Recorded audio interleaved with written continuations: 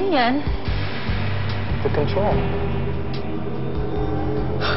Ah! Lumayo ka sa akin! Pero, sabi mo ako ang ideal man mo. Kasi, binago mo yung sarili mo ayon sa specifications ko. Hindi talaga ikaw yan! Ako ang gusto mo. Guwapo, mabait, matalino. I fit the mold of everything you want in a man. I'm just like the dream guy you mentioned in your private blogs. I fit the mold of your favorite actors, the favorite roles they played in the movies you like. You fell in love with me. I know, because I know you. Lahat ng alam mo, mga sikreto ko, ninakaw mo yun!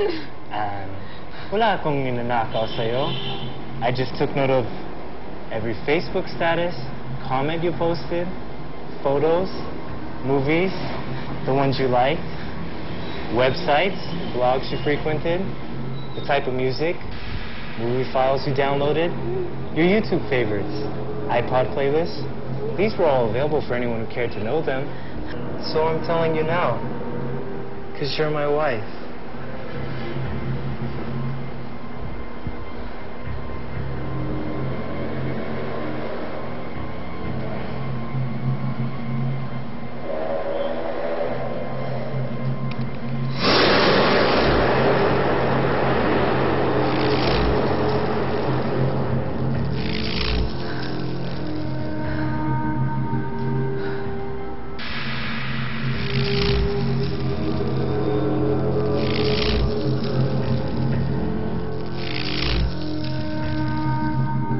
Steven did a great job. He was very focused, very willing to work as partners, and give him 2 thumbs up talaga.